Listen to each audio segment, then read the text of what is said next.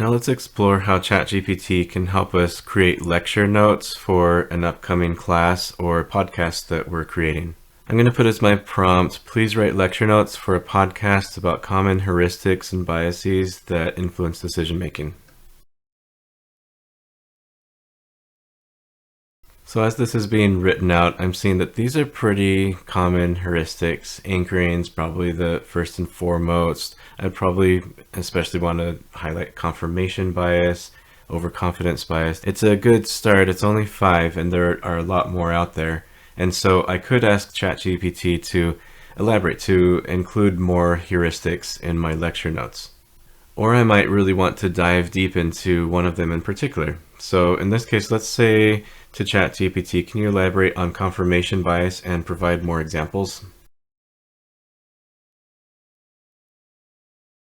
So this is great. I have an elaboration, a further explanation, and I have many examples that I can choose from. And note that the prompt that I chose to include into ChatGPT was please provide lecture notes for a podcast. And that's different than a script. So let's refine this once more, and instead of notes, I'm going to ask, please provide a script for a podcast about common heuristics and biases that influence decision making.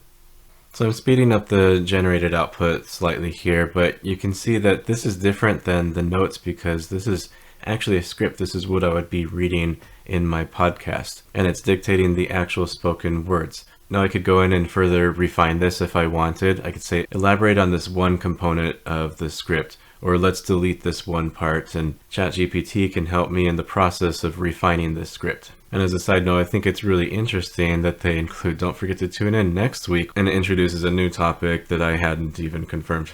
So of course I have a good amount of tinkering to do and refining, but this is a pretty interesting process for me. But this is a pretty interesting tool for creating a script or creating notes.